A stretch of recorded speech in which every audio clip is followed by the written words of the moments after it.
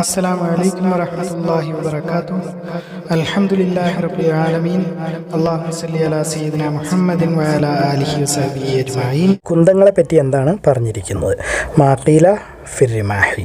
ഇബ്നു ഉമർ വിശദീകരിക്കുന്നു, റസൂൽ സല്ലല്ലാഹു അലൈഹി വസല്ലം പറഞ്ഞതായിട്ട്, എൻ്റെ ഉപജീവനം അല്ലെങ്കിൽ ജീവിതമാർഗം അല്ലെങ്കിൽ വട്ടച്ചെലവിനുള്ള പൈസ വരുന്നത് എൻ്റെ കുന്തത്തിൻ്റെ നിഴലിൽ നിന്നാകുന്നു.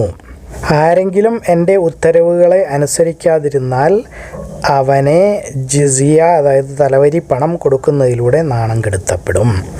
അതായത് യുദ്ധമാണ് ഉദ്ദേശിക്കുന്നത്, യുദ്ധത്തിലൂടെയാണ് എൻ്റെ വരുമാനം വരുന്നത് എന്നും, ആരെങ്കിലും അനുസരിച്ചില്ലെങ്കിൽ, അതായത് മുസ്ലിം ആയില്ലെങ്കിൽ അവർ അമുസ്ലിമായി ജീവിക്കാം, പക്ഷേ മുസ്ലിം രാജ്യത്തിൽ അമുസ്ലിമായി ജീവിക്കണം, പിന്നെ ജിസിയ എന്നുള്ളൊരു കരം കൊടുക്കണം. അപ്പോൾ അത് അവർക്കൊരു നാണക്കേടാണ് എന്നാണ് പറയുന്നത്. അതിൽ നല്ല മുസ്ലിമായി സ്വർഗത്തിൽ പോകുന്നതാണ്. വയുദ്കറു അൻ ഇബ്നു ഉമർ അൻ നബി സല്ലല്ലാഹു അലൈഹി വസല്ലം ഖാല ജുഇല റിസ്ഖി തഹ്ത ളില്ലി റുംഹി വജുഇല ദില്ലത്തു വസ്സാറു അലാ മൻ ഖാലഫ അംരി. അബൂ ഖതാദ റളിയല്ലാഹു അൻഹു വിശദീകരിക്കുന്നു, അദ്ദേഹം അല്ലാഹുവിൻ്റെ റസൂൽ സല്ലല്ലാഹു അലൈഹി വസല്ലമയുടെ കൂടെ ആയിരുന്നപ്പോൾ മക്കയിലേക്കുള്ള യാത്രയിലായിരുന്നു. യാത്രയുടെ ഒരു ഭാഗം കഴിഞ്ഞിരുന്നു, നല്ലൊരു ഭാഗം കഴിഞ്ഞു. അദ്ദേഹത്തിൻ്റെ കുറേ സഹാബികൾ കുറച്ച് പുറകിലായിപ്പോയി, അതായത് രണ്ട് കൂട്ടമായി പോയിട്ടുണ്ടാവും, കുറച്ച് പേര് പുറകിൽ. അവർ ഇഹ്റാമിൽ ആയിരുന്നു, പക്ഷേ അദ്ദേഹം മാത്രം ആ കൂട്ടത്തിൽ നിന്ന് ഇഹ്റാമിൽ ആയിരുന്നില്ല. നമ്മൾ ആവർത്തിച്ച് കാണുന്നതാണ്, ഇഹ്റാം എന്ന അധ്യായം തൊട്ട് കാണുന്നതാണ് ഇഹ്റാമിൽ വേട്ടയാടാൻ പാടില്ല എന്നുള്ളത്. അദ്ദേഹം ഒരു കാട്ടുകുതിരയെ കണ്ടു. അദ്ദേഹത്തിൻ്റെ കുതിരപ്പുറത്ത് കയറി ഓടിച്ചു പോവാൻ തുടങ്ങിയപ്പോൾ ആണ് ഓർത്തത് ആയുധം താഴേന്ന് എടുത്തില്ല എന്ന്. അപ്പോൾ അദ്ദേഹത്തിൻ്റെ കൂട്ടുകാരോട് അല്ലെങ്കിൽ സഹാബാക്കളോട് പറഞ്ഞു, ആ ചാട്ട ഇഞ്ഞെടുത്ത് തരൂ എന്ന്. അപ്പോൾ അവർ അത് നിരസിച്ചു. എന്നാൽ കുന്തെടുത്ത് താട്ടെ എന്ന് പറഞ്ഞു. അവർ അതും നിരസിച്ചു. അദ്ദേഹം സ്വയം എടുത്തു. അപ്പോൾ താഴെ ഇറങ്ങി എടുത്തിട്ട് പോയിട്ടുണ്ടാവും. എന്നിട്ട് പോയി കാട്ടുകുതിരയെ ആക്രമിച്ചു, അതിനെ കൊന്നു, അല്ലെങ്കിൽ വേട്ടയാടി. റസൂൽ സല്ലല്ലാഹു അലൈഹി വസല്ലമയുടെ സഹാബാക്കളിൽ നിന്ന് കുറച്ച് പേർ അത് തിന്നു, മറ്റു കുറച്ച് പേർ അത് തിന്നാൻ വിസമ്മതിച്ചു. അവരെല്ലാവരും പിന്നെ ഒരുമിച്ചായി. മുമ്പിൽ റസൂലും കൂട്ടരും പോകുന്നു എന്ന് പറഞ്ഞു, പുറകിൽ ഇവർ കുറച്ച് പേര്. അവർ രണ്ടുപേരും ഒരുമിച്ചായപ്പോൾ രണ്ട് കൂട്ടരും അവർ അല്ലാഹുവിൻ്റെ റസൂൽ സല്ലല്ലാഹു അലൈഹി വസല്ലമയോടൊപ്പം എത്തിയപ്പോൾ അവർ അദ്ദേഹത്തിനോട് അതിനെപ്പറ്റി ചോദിച്ചു. അദ്ദേഹം പറഞ്ഞു, അത് നിങ്ങൾക്ക് അല്ലാഹു തന്നാൻ തന്ന ആഹാരമാകുന്നു. അല്ലാഹുവിൻ്റെ റസൂൽ സല്ലല്ലാഹു അലൈഹി വസല്ലം ഇങ്ങനെയും പറഞ്ഞതായിട്ട് പറയുന്നു, അതിൽ എന്തെങ്കിലും ഇറച്ചി ബാക്കിയുണ്ടോ, അതായത് എനിക്ക് തരുമോ എന്നുള്ള രീതിയിൽ. കുന്തത്തിൻ്റെ നിഴലിൽ എന്നതുകൊണ്ട് ഉദ്ദേശിക്കുന്നത് യുദ്ധ മുതലുകൾ, അതായത് യുദ്ധത്തിൽ കീഴടക്കുന്ന അല്ലെങ്കിൽ യുദ്ധത്തിൽ തോറ്റോടുന്നവരുടെ സാധനങ്ങൾ, യുദ്ധം മുതൽ, അതിൽ നിന്നുള്ള വരുമാനമാണ് എന്നാണ് ഉദ്ദേശിക്കുന്നത്. عن أبي قتادة رضي الله عنه أنه كان مع رسول الله صلى الله عليه وسلم حتى إذا كان ببعض طريق مكة تخلف مع صحابي له محرمين وهو غير محرم فرأى حمارا وحشيا فاستوى على فرسه فسأل صحابه أن يناوله صوته فأبوا فسألهم رمحه فأبوا فأخذه ثم شد على الحمار فقتله فأكل منه بعض أصحاب النبي صلى الله عليه وسلم وأبي بعض فلما أدركوا رسول الله صلى الله عليه وسلم سألوه عن ذلك قال إنما هي طعمة أطعمكموها الله قال هل معكم من لحمه شيء. റസൂൽ സല്ലല്ലാഹു അലൈഹി വസല്ലമയുടെ പരിചയപ്പറ്റി എന്താണ് പറഞ്ഞിരിക്കുന്നത്? അതുപോലെ യുദ്ധസമയത്ത് ധരിക്കുന്ന പടച്ചട്ടയെ പറ്റി എന്താണ് പറഞ്ഞിരിക്കുന്നത്? മാഖീല ഫി ദിർഇ നബിയ്യി സ്വല്ലല്ലാഹു അലൈഹി വസല്ലം വൽ ഖമീസി ഫിൽ ഹർബി. റസൂൽ സല്ലല്ലാഹു അലൈഹി വസല്ലം പറയുന്നു, ഖാലിദിൻ്റെ കാര്യത്തിലാകട്ടെ അദ്ദേഹത്തിൻ്റെ പരിച അള്ളാഹുവിൻ്റെ മാർഗത്തിൽ വച്ചിരിക്കുന്നു. എന്ന് വെച്ചാൽ ജീവിതം മുഴുവൻ യുദ്ധം ചെയ്യാൻ വേണ്ടിയിട്ടാണ് ഖാലിദ് ബിൻ വലീദ് റളിയല്ലാഹു അൻഹു തീരുമാനിച്ചിരിക്കുന്നത് എന്ന് റസൂല് സാക്ഷ്യപ്പെടുത്തുകയാണ്. വഖാല നബിയ്യു സല്ലല്ലാഹു അലൈഹി വസല്ലം അമ്മാ ഖാലിദുൻ ഫഖദ് ഇഹ്തബസ അദ്റാഹു ഫീ സബീലില്ലാഹ്. ഇബ്നു അബ്ബാസ് റളിയല്ലാഹു അൻഹു വിശദീകരിക്കുന്നു, റസൂൽ സല്ലല്ലാഹു അലൈഹി വസല്ലം പറഞ്ഞതായിട്ട്, റസൂൽ സല്ലല്ലാഹു അലൈഹി വസല്ലം ഒരു തമ്പിലായിരുന്നപ്പോൾ, അല്ലെങ്കിൽ പട്ടാളത്തിൻ്റെ കൂടാരം അല്ലെങ്കിൽ ടെൻറ്റ്, ബദർ യുദ്ധത്തിൻ്റെ സമയത്തായിരുന്നു ആ ദിവസം.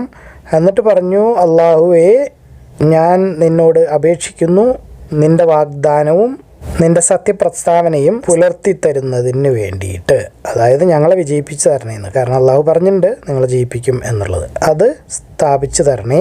അല്ലയോ അള്ളാഹുവേ, നിൻ്റെ ആഗ്രഹം ഇന്നേ ദിവസത്തിന് ശേഷം ഞങ്ങളിൽ ആരും നിന്നെ ആരാധിക്കരുത് എന്നാണെങ്കിൽ, അതായത് ഞങ്ങളെ വിജയിപ്പിച്ചാൽ പിന്നെ ഇനി ഈ ലോകത്ത് മുസ്ലിങ്ങൾ ഉണ്ടാവില്ല.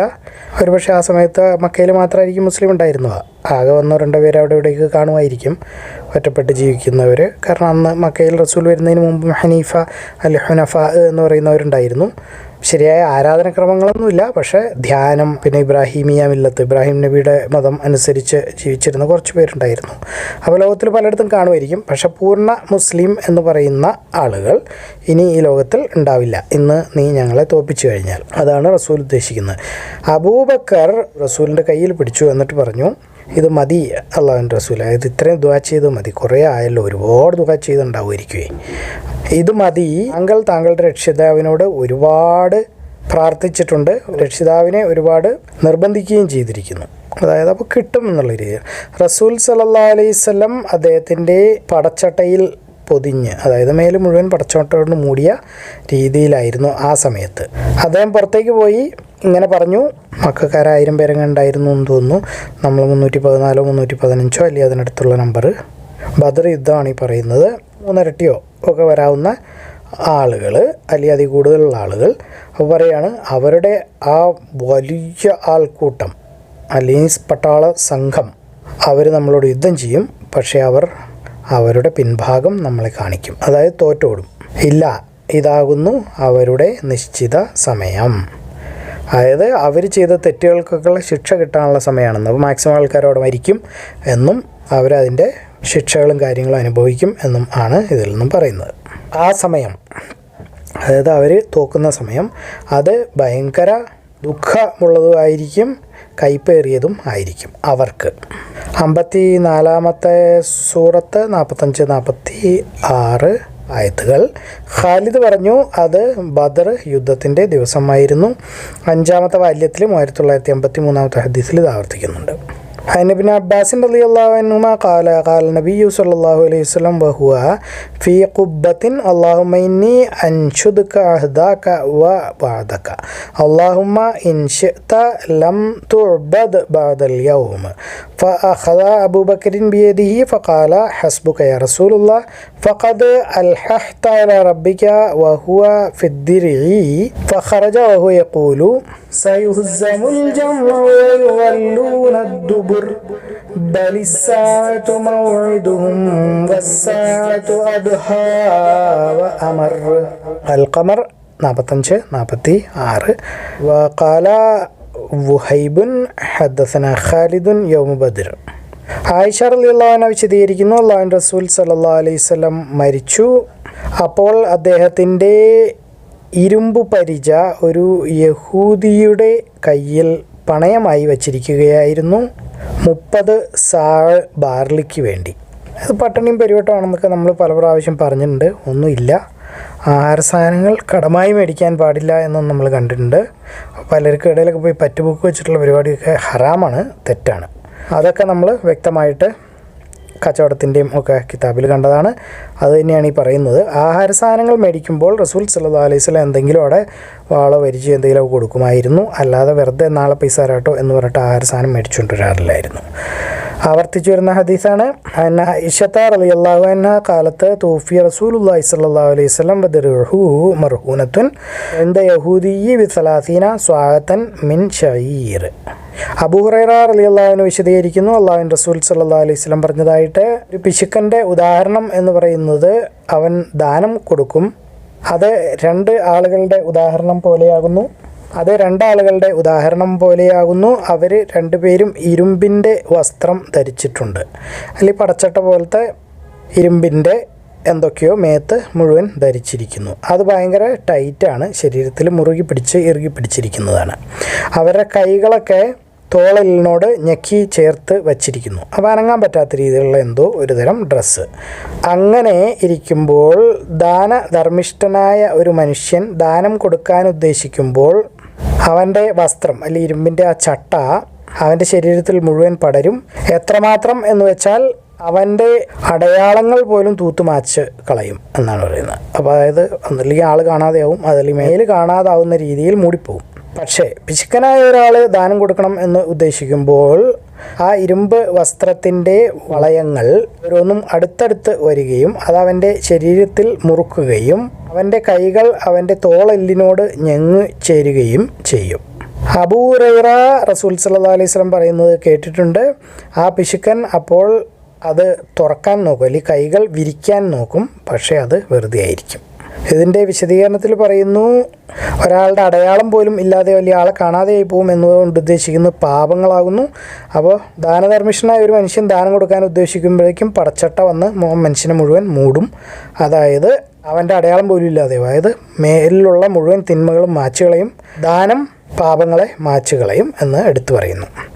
അതുപോലെ തന്നെ ഒരു പിശുക്കൻ ദാനം കൊടുക്കാൻ ഉദ്ദേശിക്കുമ്പോൾ അവൻ്റെ ആത്മാവിന് തീരെ താല്പര്യമില്ല, അത് അവനെ ആത്മീയമായി താല്പര്യമില്ലാത്തവനാക്കുകയും അവന് ഇഷ്ടക്കേടുണ്ടാവുകയും അവൻ്റെ തന്നെ പിശുക്കിനെ അള്ളിപ്പിടിച്ചുകൊണ്ട് ഇരിക്കുകയും ചെയ്യും.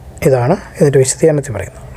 عن أبي هريرة رضي الله عنه عن النبي صلى الله عليه وسلم قال مثل البخيل والمتصدق مثل رجلين عليهما جبتان من حديد قد اضطرت أيديهما إلى تراقيهما فكلما هم متصدق بصدقته تساءت عليه حتى تغفي أثره وكلما هم البخيل بالصدقة انقبضت كل حلقة إلى صاحبته وتقلصت عليه وانضمت يداه إلى تراقيه فسمع النبي صلى الله عليه وسلم يقول فيجتهد أن يوسعها فلا تتسع. യാത്രകളിലും യുദ്ധത്തിലും വസ്ത്രം ധരിക്കുന്നത് അല്ലെങ്കിൽ പടച്ചട്ടണിയുന്നത്. അൽ ജുബത്തി ഫി സഫരി വൽ ഹർബി. അൽ മുഗീറ ബിൻ ശുഅബ റളിയല്ലാഹു അൻഹു വിശദീകരിക്കുന്നു, അല്ലാഹുവിൻ്റെ റസൂൽ സല്ലല്ലാഹു അലൈഹി വസല്ലം മലമൂത്ര വിസർജനം ചെയ്യാൻ വേണ്ടി പോയി. തിരിച്ച് അദ്ദേഹം വന്നപ്പോൾ അദ്ദേഹത്തിന് ഞാൻ കുറച്ച് വെള്ളം കൊണ്ടുപോയി കൊടുത്തു. അദ്ദേഹം വുളു എടുത്തു. അന്നേരം അദ്ദേഹം ഷാമിയ എന്ന ഒരു ചട്ടാലി ഉടുപ്പ് ഇട്ടിട്ടുണ്ടായിരുന്നു. അദ്ദേഹം വായ് കഴുകി മൂക്ക് കഴുകി വെള്ളം വലിച്ചു കയറ്റിയിട്ട് ചീറ്റി കളയുകയാണ് ചെയ്തത്. എന്നിട്ട് അദ്ദേഹം മുഖം കഴുകി, എന്നിട്ട് അദ്ദേഹം കൈ ആ ചട്ടയുടെ ഉള്ളിലൂടെ പുറത്തേക്ക് എടുക്കാൻ നോക്കി. ഉടുപ്പിൻ്റെ അല്ലെങ്കിൽ ആ ചട്ടയുടെ കൈകൾ ഭയങ്കര ടൈറ്റായിരുന്നു, അപ്പോൾ പുറത്തേക്ക് വരുന്നില്ലായിരുന്നു. അതിപ്പോൾ നമ്മളൊരു ഫുൾ കൈ ചട്ടൊക്കെ ഇട്ടിട്ട് ഇങ്ങനെ പൊക്കി വെച്ചിട്ട് ഉള്ളു എടുക്കാൻ ശ്രമിക്കുന്നതാണെന്ന് ഊഹിക്കുക. അത് പറ്റുന്നില്ല, കാരണം അത്ര ടൈറ്റാണ്. അതുകൊണ്ട് കൈ ഉള്ളിൽ കൂടെ ഊരിയെടുത്തു, അതായത് ഷർട്ട് ഊരുന്ന പോലെ കൈ ഊരിയെടുത്തു. എന്നിട്ട് കഴുകി. എന്നിട്ട് നനഞ്ഞ കൈകൾ തലയിലൂടെയും ലെതർ സോക്സ് അല്ലെങ്കിൽ ഹുഫ, തൊലി കൊണ്ടുള്ള ഒരു തരം സോക്സ് ആയിരുന്നു അദ്ദേഹം ധരിച്ചിരുന്നത്. യാത്രക്കാരെല്ലാവരും അന്ന കാലത്തൊക്കെ ധരിക്കാറുള്ളതാണ്. അത് സുന്നത്തുമാണ്. നമുക്കിപ്പോൾ ലെതർ സോക്സ് ഇട്ടുകൊണ്ട് നിന്ന് നിസ്കരിക്കുക. അപ്പോൾ ആ സോക്സിൻ്റെ മുകളിൽ കൂടെ കൈ കൊണ്ട് തടവുകയും ചെയ്തു. അപ്പോൾ സോക്സ് അഴിച്ച് കാല് കഴുകിയില്ല. حدثني المغيرة ابن شعبة قال انطلق رسول الله صلى الله عليه وسلم لحاجته ثم أقبل فتلقية بماء فتوضأ وعليه جبة شامية فمضمض واستنشق وغسل وجهه فذهب يخرج يديه من كميه وكان ضيقين فأخرجهما من تحت فغسلهما ومسح برأسه وعلى خفيه. യുദ്ധത്തിൽ പട്ട് ധരിക്കുന്നത്. അൽ ജരീരി ഫിൽ ഹർബി. അനസ് റളിയല്ലാഹു അൻഹു വിശദീകരിക്കുന്നു, റസൂൽ സല്ലല്ലാഹു അലൈഹി വസല്ലം അബ്ദുറഹ്മാൻ ബിൻ ഔഫിനും അസ്സുബൈറിനും പട്ട് ഷർട്ട് ധരിക്കാൻ അല്ലെങ്കിൽ ഇടാൻ അനുവാദം കൊടുത്തിരുന്നു. കാരണം അവർക്ക് തൊലിയിൽ എന്തോ ചൊറിച്ചിൽ ഉണ്ടാക്കുന്ന ഒരു രോഗം ഉണ്ടായിരുന്നു. അപ്പോൾ അവർക്കതൊരു മരുന്ന് പോലെയോ അതല്ലെങ്കിൽ വേറെ ഏതെങ്കിലും കോട്ടൻ്റെ, അന്നത്തെ കോട്ടൺ മാത്രമേ ഉള്ളൂ, കോട്ടൺ അല്ലെങ്കിൽ പട്ട്, ഇന്നത്തെ മാതിരി ടസർ സിൽക്ക് അല്ലെങ്കിൽ പോളിസ്റ്റർ അങ്ങനെയൊന്നും ഇല്ലല്ലോ. അതുകൊണ്ട് റസൂൽ സല്ലല്ലാഹു അലൈഹി വസല്ലം അവർക്ക് രണ്ടുപേർക്കും മാത്രം സാധാ ഡ്രസ്സ് ഇടുമ്പോൾ അവർക്ക് തൊലിയിൽ ചൊറിച്ചിലുണ്ടാകുമായിരുന്നത് കൊണ്ട് പട്ട് ഉടുപ്പ് അല്ലെങ്കിൽ ഷർട്ട് കമീസ് ഇടാൻ അനുവാദം കൊടുത്തിരുന്നു. അതും യുദ്ധത്തിലാണ് എന്നാണ് പറയുന്നത്. അല്ലാത്തപ്പോൾ അവർ ചിലപ്പോൾ ഷർട്ട് ഇടാതെ നടക്കുമായിരിക്കും. പൊതുവെ മദീനയിൽ അങ്ങനെ ആയിരുന്നു. കാരണം റസൂലിന് പോലും ആകെ ഒരു മേൽമുണ്ടും ഒരു ഉടുക്കുന്ന മുണ്ടും ഉണ്ടായിരുന്നുള്ളൂ, അധികം ഒന്നും ഉണ്ടായിരുന്നില്ല ആദ്യകാലങ്ങളിലൊക്കെ. നമ്മൾ നിസ്കാരത്തിൻ്റെ ആദ്യത്തെ കിതാബുകളിലൊക്കെ ഒന്നാം ബാല്യത്തിൽ കണ്ടതാണ്. ഒരാൾ വന്നിട്ട് ചോദിക്കും, നെഞ്ച് മറയ്ക്കണമെന്ന് നിർബന്ധമുണ്ടോ എന്ന് ചോദിക്കുമ്പോൾ റസൂൽ എല്ലാവരോടും വിളിച്ചു ചോദിക്കും, ഇവിടെ എത്ര പേർക്ക് 2 മുണ്ടുണ്ട് എന്ന് ചോദിക്കും. അപ്പോൾ അവിടെ ആദ്യം ആളുകളൊന്നും കൈവക്കിയില്ല എന്നാണ് പറയുന്നത്. അതായത് മാക്സിമം ആളുകൾക്ക് ഒറ്റ മുണ്ടായിട്ടായിരുന്നുള്ളൂ. അതുകൊണ്ടാണ് നമ്മൾ നിസ്കരിക്കുമ്പോൾ നെഞ്ച് മറയ്ക്കണം എന്നും, അപ്പോൾ ആ ഒറ്റ മുണ്ടുകൊണ്ട് തന്നെ നെഞ്ച് മറയ്ക്കണം. അതായത് വട്ടത്തിൽ കഴുത്തിൽ കൂടെ കെട്ടിയിട്ടിട്ട് നിസ്കരിക്കണം. അതിനൊക്കെ നമ്മൾ വിശദമായിട്ട് പഠിച്ചതാണ്. അനാനസൻ ഹദ്ദഥവും അന്ന നബിയ്യ സല്ലല്ലാഹു അലൈഹി വസല്ലം റഖസ ലി അബ്ദുറഹ്മാൻ ഇബ്നു ഔഫിൻ വസുബൈരി ഫി ഖമീസിൻ മിൻ ഹരീരിൻ മിൻ ഹിക്കത്തിൻ കാനത്ത് ബിഹിമ. അള്ളാഹു എല്ലാ കാര്യങ്ങളും ഏറ്റവും നന്നായി അറിയുന്നു. നിങ്ങളിത് കാണുക, ഖുർആൻ പഠിക്കുക, എല്ലാവരിലേക്ക് എത്തിച്ചു കൊടുക്കുക. ബാറക്കല്ലാഹു ലി വലക്കും. അസ്സലാമു അലൈക്കും വറഹ്മത്തുള്ളാഹി വബറകാതുഹു.